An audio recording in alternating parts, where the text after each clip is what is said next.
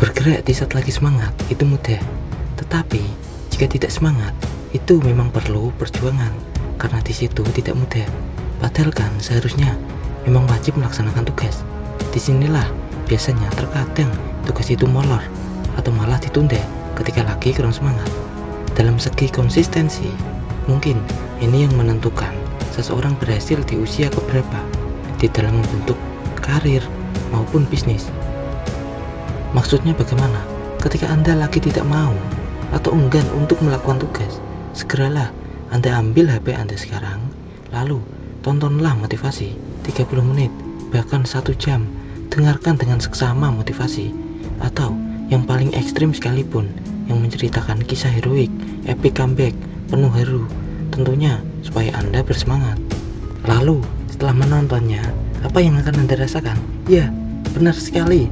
Anda akan seketika langsung bereaksi, sekejap bisa seakan-akan powerful, karena telah mengantongi semburan motivasi dan gempuran imajinasi inspiratif. Anda akan segera bereaksi, bahkan volume jam kerja pun bisa bertambah. Biasanya malas mengerjakan 8 jam dan masih bisa molor. Ini bisa 10 jam, bahkan bisa lebih. Menarik nih. Lalu, pertanyaannya, apakah besok Anda masih bergerak powerful seperti itu? Setelah seminggu, apakah Anda masih bergerak powerful lagi? Atau berapa bulan? Atau bahkan melihat motivasi sebentar sudah tidak mempan, sehingga ganti menonton lebih berjam-jam karena efek dopamin yang meningkat secara instan. Lalu, apakah salah menonton itu? Tidak salah, itu benar.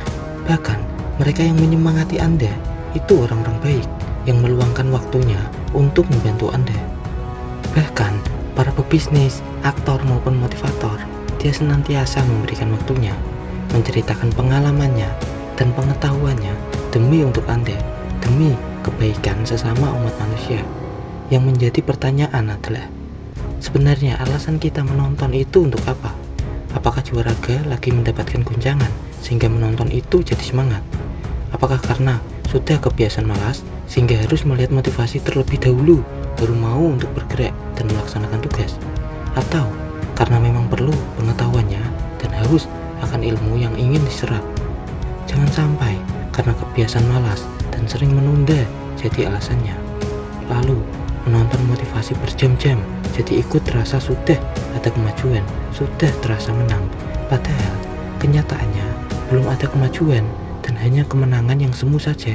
Sedangkan faktanya, untuk membangun karir apapun itu, apalagi bisnis, itu membutuhkan tahunan, bahkan bisa puluhan. Mengorbankan energi dan waktunya, selalu siap bergerak terkendali, karena sifat alaminya dari proses memang sangat dinamis. Kalau dapat kendali dari luar, apakah bisa konsisten? Tentu tidak, karena faktor eksternal tidak bisa dikontrol. Atau memang itu sudah menjadi kebiasaannya, tombol pengendali bersumber dari luar.